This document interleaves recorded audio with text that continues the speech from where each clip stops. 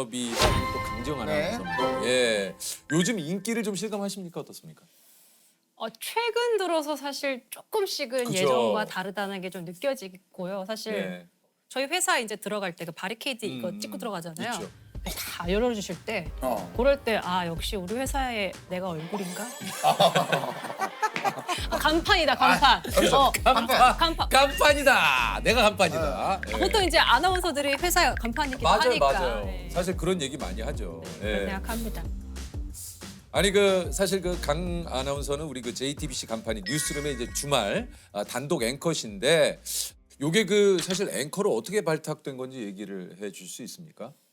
제가 12년 차에 앵커가 됐는데요. 벌써 12년 차 하세요? 지금은 14년 차입니다. 얼마 안 되신 것 같은데 벌써 14년 차예요? 제가 개국 멤버 1기라서 맞다. 맞아요. 장성규 예, 아나운서하고 맞아요. 동기 맞아요. 맞아요. 맞아요. 네, 맞습니다. 이야. 왠지 느낌은 한 7년 정도? 그 정도로 보여요. 네, 14년 지금 깜짝 놀랐네요. 네, 제가 입사를 23세에서 이야. 좀 일찍 시작했습니다. 네. 그래서 사실 12년 차에 앵커가 되기까지 한 현장도 4년 정도 돌았고 뭐 예능, 뭐 시사, 교양 정말 안 해본 게 없었어요. 그래서 남은 게 정말 저의 꿈은 앵커였는데 네. 그 마지막 꿈을 12년 차 이제 드디어 제가 이룬 거죠. 네. 근데 자신은 있었어요, 사실. 근데. 그래요? 네, 그러면서도 근데 이게 사실 지금 우리 강재영 아나운서가 얘기하신 대로 자신이 있었어요. 이런 말 쉽게 하기 쉽진 않거든요. 네. 정말 많이 그려봤던 제 모습이었거든요. 그러니까요. 제가 꿈꿨던 게 혼자서 처음부터 끝까지 프로그램을 책임지는 사람이 되어보고 싶다. 그게 딱 수년간 제가 머릿속에서 그리고 그렸던 그 순간이 딱 되니까 이제야 정말 적절한 때에 나에게 기회가 왔다. 그러니까. 그랬던 것 같아요. 그만큼 나는 늘 하고 싶었고 내가 꿈꿨고 나는 그걸 위해서 준비와 생각을 많이 했다라는 거죠. 첫 방 어땠습니까? 이런 어떤 자신감 있었던 이 어떤 마음가짐을 가지고 시작을 했는데. 제가 스튜디오 들어가서 딱 쓴 다음에 여러분 안녕하십니까? 뉴스룸을 시작하겠습니다. 요 멘트가 있어요. 근데 스튜디오 딱 들어가는 순간 이제 갑자기 이게 엄청 세게 오는 거예요. 걸어 들어가는데 난 들어가면 이제 서서 입을 떼야 되는데 목은 잠기고 그때도 긴장 너무 많이 했고 첫 방 보면 진짜 호흡도 과호흡에 긴장될 수 없죠. 네, 첫 방이고 이제 제가 뭐 뉴스룸 앵커에 닻이 되어 뭐 그 무게를 어쩌고저쩌고 이랬던 거 기억이 나요. 인사말이. 인사말 제가 열심히 준비했거든요. 네네. 앵커에 닻이 가진 무게를 기억하며 뉴스룸에 뭐 이런 거 했는데 앵커가 다시라는 그렇죠, 뜻이잖아요. 그렇죠. 네, 닻이란 뜻이니까 나름대로 멋지게 쓴 거예요, 제가. 12년 동안 이제 품어왔던 그 닻이라는 걸 내가 쓰고 뭔지 알것 싶어서. 같아. 뭔지 알겠어요.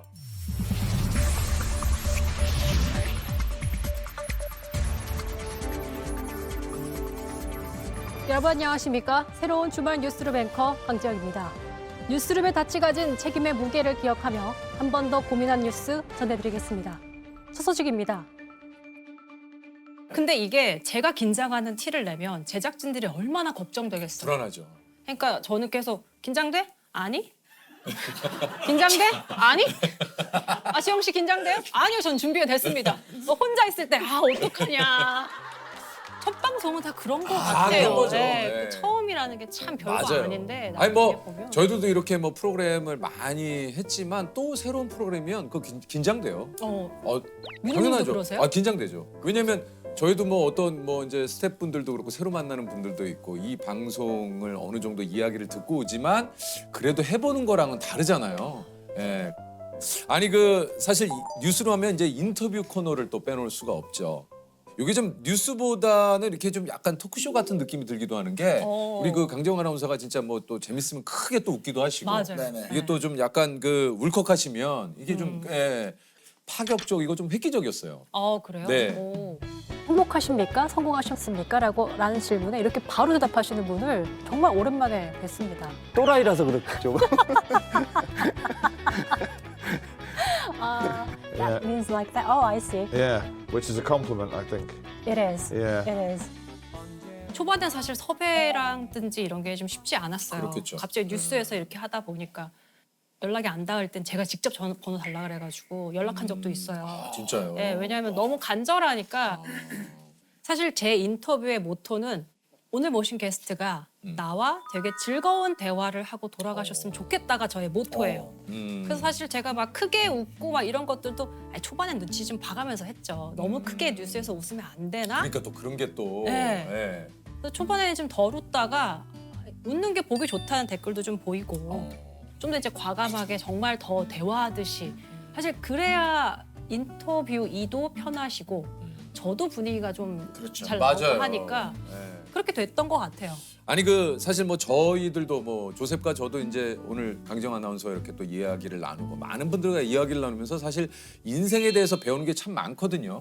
좀 인상적이고 좀 기억에 남는 분이 있다면 어떤 분이 좀 있을까요? 네, 말씀하신 대로 제가 인터뷰를 하면서 느끼는 건 뭐냐면 다 하나씩의 힘들고 아팠던 순간이 다 있었구나. 맞아요. 예. 제가 여기 나왔던 임지연 씨를 또 제가 인터뷰한 적이 있는데 예. 그러니까 그 배우를 제가 인터뷰하면서 제가 처음으로 감정을 많이 좀 드러냈던 인터뷰였어요.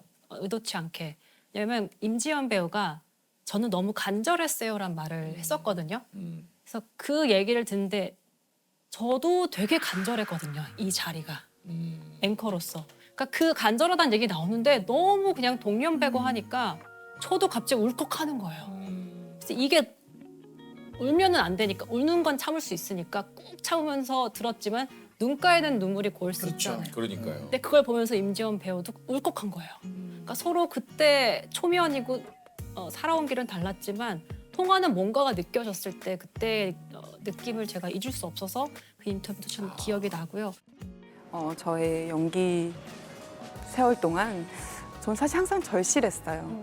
20대 때는 정말 많이 혼나기도 하고 울기도 하고 왜 나는 타고나지 못했을까? 나는 왜 이렇게 가진 게 없지? 저까지 막 갑자기 아이고, 눈물 아이고, 나려고 하고요. 이러면 안 되는데 그 옛날 부모님 얘기 얘기하면 나오면 저도 모르게 막 눈물 울컥해서 그때 막 인터뷰할 때도 뭐 이렇게 많이 눈물이 나는지 아이고. 사실 우리 강정 아나운서에 대해서 조금 더 얘기를 하자면 미국 회계사 포기하고 JTBC 입사. 회계사가 이게 이제 딴 것도 아니고 미국에서 회계사가 되셨는데 네. 요 합격을 하셨는데 이걸 포기하시고 지금 입사를 하신 겁니까? 제가 고등학교, 대학교를 미국에서 다니다 보니 음, 전문직을 해야만 이 나라에서 살아남을 수 있겠다는 생각을 했어요. 제가 재정학을 전공했는데 마지막 한 학기를 앞두고 내가 회계사 해도 되나? 이 길이 과연 나한테 맞을까? 내가 무엇을 원하고 내가 뭐가 되고 싶은지 생각하고 싶었어요. 제가 휴학한다고 했을 때 아버지가 그냥은 놀 수 없다. 뭐라도 하면 휴학하게 해줄게.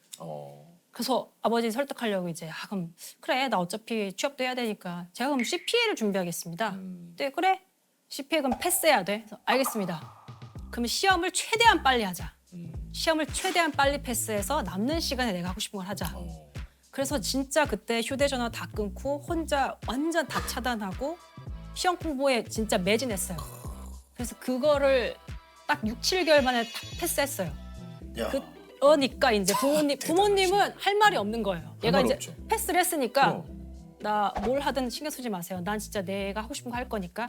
그러던 와중에 이제 MBC 신입사원이라는 공고가 뜬 거예요. 그때 오디션 이효 아나운서가 보게 그거죠? 맞아요. 근데 거기에 원석을 찾습니다가 있었거든요. 근데 난 누가 봐도 난 원석이야. 거기에 딱 부합하는 게 나야. 왜냐면 나는 깎이지 않았거든. 나는 그냥 살아있으면 그냥 나는 진짜 완석이니까. 조금이라도 무슨 그걸 위해서 학원을 다니거나 이런 것도 아니고. 전혀 없었죠. 진짜 거기에 딱 부합하네. 네. 예. 왜냐면 그때 공모 자체가 뭐 다 뭐 대국민 10명 상관없고 오디션. 뭐 아무 상관없고 뭐 진짜 그 원석은 나야. 원석은 나야. 대국민? 나 국민이야. 오케이. 그래서 이제 가서 시험을 봤는데 심사위원 분들도 보면 알죠. 얘가 얼마나 준비가 안 돼 있고 원석인지. 그래서 그 프로그램 취지에 맞으니까 좀 이렇게 계속 좀 잘 봐주시라는 것도 있고 좀 감안해서 지금 올라갔던 것 같아요. 어디까지 올라갔어요? 그래서? 최종 8인까지 갔어요. 아 그러셨구나. 많이 올라갔어요. 많이 올라가셨네. 네, 꽤 많이 오. 그랬었습니다. 진심을 소통하는 강지영입니다. 강지영 씨 합격입니다. 강지영입니다. 저희 두 MC가 직접 두 발로 뛰었습니다. 점점점 이렇게 올라갈수록 제가 너무 간절한 상태가 되는 거예요. 그게 극에 달했을 때 떨어졌죠. 떨어지고 나서 이제 아 나의 이 정말 무모한 도전은 여기까지였구나. 인가보다. 이제 미국으로 돌아가서 회계사 이제 취업할 준비도 하고 좀 내 감정을 추스를 시간을 갖자. 이렇게 하고 있는 찰나에 쉬고 있는데 이제 JTBC의 그때 당시에 간부 상무님으로부터 전화가 왔어요. 그래가지고 이 떨어진 분들 몇 명 해가지고 다시 면접을 좀 보지 않겠냐. 그래서 아니 뭐 저는 당시에 항상 하는 생각이 그때는 난 잃을 게 없다. 내가 뭐 이거 한들 뭐 크게 내 인생에 시간 낭비 같지도 않고 새로운 경험이고 하니 면접 보겠습니다라고 해서 면접을 가서 봤더니 이제 붙어서 그때 이제 특채로 이제 JTBC 개국 멤버로 이렇게 저 입사를 하시게 된 거예요. 네 맞아요. 가족분들은 괜찮으셨냐? 이런 선택을 한다고 했을 때. 사실 부모님 두 분 다 별로 원하지 않으셨어요. 아, 그러셨겠죠. 네. 네. 왜냐하면 네가 그 길을 가겠다는 건 네가 지금까지 공부했던 거 모든 걸 다 버리고 가는 거고 피눈물 흘리고 뼈를 깎는 고통을 감내할 준비가 되어 있어야 된다. 근데 저는 어리니까 그때는 해맑게 할 수 있어. 난 할 수 있어라고 했는데 아버지의 말이 맞았죠. 이제 들어와서 이제 맨날 울고 막 내가 이걸 왜 했지. 진짜 방송도 저는 정말 처음이고 직장 생활 처음이고 23이니까 경험치도 없고 제 동기들은 동기들이었지만 경력 있는 동기도 있었고 나이도 저보다 많고 하니까 이제 소위 말해서 프로그램에서 불러주는 데가 많은데 저는 불러주는 데가 없으니까 그냥 혼자 책상에 앉아 있는 시간이 너무 많은 거예요. 그러니까 이게 난 어리니까 내가 부족하니까 괜찮아라고 생각하는 것도 사실 몇 년이지. 그렇죠. 이게 계속되니까 이게 내 길이 맞나? 맞아요. 나는 여기서 왜 이러고 있는 거지? 내가 왜 못한다는 소리를 이렇게까지 내 인생에 못한다는 소리를 그렇게 들어본 적이 딱히 없는 것 같은데 열심히 나름 살았으니까 그때 많이 들으셨어요. 제 인생에 들을 수 있는 거 다 들었던 것 같아요. 못한다. 너는 부족하다. 이 중에 네가 제일 못해.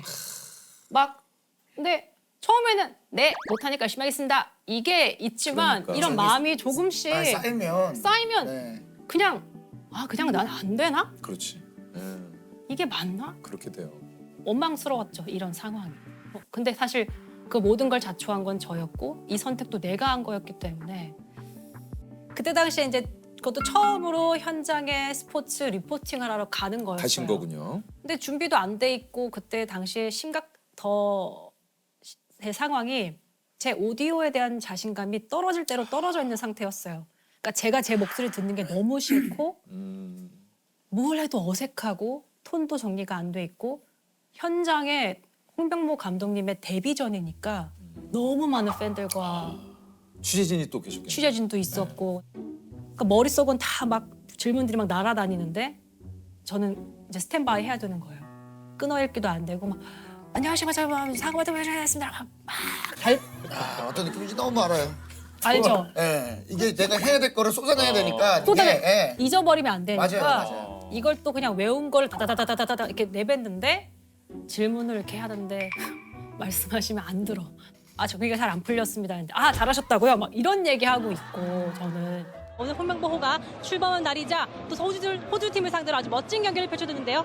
전반적으로 전술적인 측면에서 굉장히 강화됐다고 생각합니다. 경기력 많이 보였다고 생각되는데요. 특별한 지시를 내리신 게 있으신가요? 일단은 저희가 그렇게 해서 한 3, 4분 끝났어요. 그때 이제 정신이 든 거예요. 내가 지금 뭘 한 거지? 기억이 하나도 안 나. 내가 뭘 했는지 기억이 안 나고 그래서 이제 끝나고 대기실을 딱 들어가는데 저랑 아무도 눈을 안 마주쳐요. 다 라이브로 봤고 쓰레기통이 어두운 곳에 있었는데 거기 옆에 가서 혼자 엄청 울었어요. 망쳤다. 나의 첫 리포팅도 이렇게 망쳤다. 역시 난 안 돼. 난 안 되는구나. 근데 그때 이제 가족 카톡방이 있었는데 다들 그냥 그럴 수 있어. 뭐 수고했어. 뭐 다음에 잘하면 되지. 이렇게 했는데 동생이 그때 실시간 검색어가 있을 당시였거든요. 그렇죠. 포털에? 2010년대 초반에 있었을 네. 때요. 누나가 홍명보 제치고 1위 했어 이러는 거야. 역시 야 멋지다. 역시 남동생이야. 네, 네. 야, 역시. 아 멋지다. 아, 그래서 2위에 홍명보 감독님, 1위에 강지원. 캡처해서 이렇게 올려놨더라고요. 그래서 좀 웃긴 했지만 저는 진짜 아득하고 이 모든 걸 거의 많은 국민들이 보셨고 회사 분들도 다 보셨고 너무 창피한 거예요. 그땐 정말 사라지고 싶었어요. 진짜 사라지고 싶다. 내일이 안 왔으면 좋겠다. 그러니까요. 그랬던 실수가 있었어요. 네. 사실 그게 첫날이었기 때문에 한 앞으로 5일 동안 더 해야 되거든요. 그래서 나 교체되는 거 아니야? 잘리겠다 나 이제. 근데 저한테 기회를 또 주시더라고요. 아, 그럼요. 네. 예, 또 그런 경험을 또 강정 아나운서가 또 어떻게 보면 피하고 싶었지만 피하지 않았고 했으니까 또 지금의 그렇죠. 예, 그렇죠. 아까도 얘기 드렸습니다. 이 자리에 있는 게 아니겠습니까? 뉴스 쪽은 아예 사실 저를 배제했고 휴직했을 때 학교 돌아가서 졸업을 해야 됐거든요. 그때 사실 돌아올까 말까란 고민을 되게 많이 했어요. 근데 내가 이걸 여기서 도망쳐버리면 저한테 두고두고 남을 것 같은 거예요. 나는 도망쳤던 사람이라고 내가 알잖아요. 1년만 죽어라 해보자. 한 번만 더. 한 번만 더 해보고 그래도 못하면 이건 진짜 내 길이 아닌 거야. 그러니까 돌아오니까 어떤 선배들이 저한테는 그런 얘기를 했던 거예요. 나 너 안 돌아올 줄 알았다. 회계사 그냥 막 할 줄 알았다. 제가 왜요? 저는 해볼 거예요. 막 그렇게 얘기하고. 강지영 아나운서가 유재석 씨를 많이 보고 좀 공부했다고. 맞아요. 왜냐면 저요? 네. 왜 저를 보고 공부를 하셨어요? 그 아까 신입 시절에 혼자 앉아서 있는 시간이 많았을 때 이 네. 시간에 그래서 제가 뭘 해야 되잖아요. 근데 맨날 못한다는 소리에 이제 어느 날은 거의 이제 저도 이제 찬 거예요. 아니 내가 그렇게 못해? 그러면 우리나라에서 제일 잘하는 사람 누구지?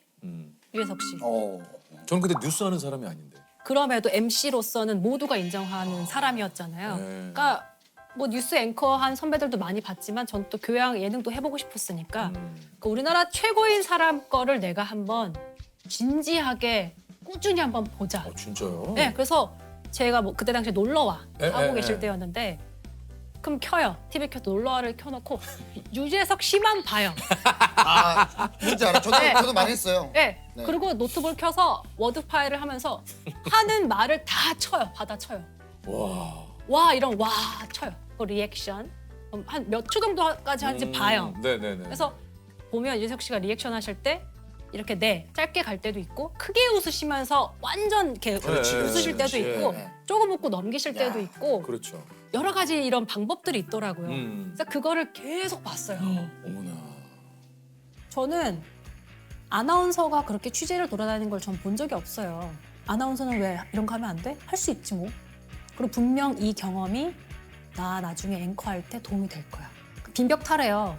어떻게 타야지. 무서워도 그냥 타는 거야. 스포츠 프로그램은 캐주얼하죠? 그럼 캐주얼하게 청바지 입는 게 뭐가 나빠? 안경 있네. 안경을 써서 이제 해봐야지. 안경 쓰면 어떨까? 썼어요. 내가 할 길을 내 스타일대로 그냥 가자. 저를 좀 더 받아주시는 분들도 좋게 봐주시는 분들도 예전보다 훨씬 많이 늘어났고 그게 결국엔 지금의 저를 만든 것 같아요. 혹시 그럼 지금에 있는 우리 강재영 아나운서가 2013년 그 인터뷰를 하고 가족 톡방을 보며 눈물을 흘리던 그때 강재영 아나운서에게 좀 문자를 한다면 뭐라고 좀 하고 싶으세요?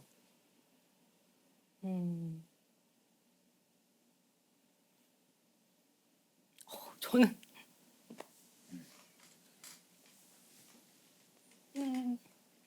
버티면 돼. 버텨. 그거밖엔 답이 없어. 버티면 맞아. 분명 기회가 올 거야. 라고 말해주고 싶어요. 맞아요. 네.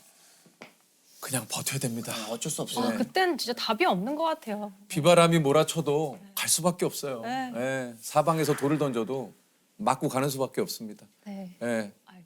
돌을 맞고 주저앉는 순간 거기가 끝이에요. 맞아요. 가야 됩니다. 진짜.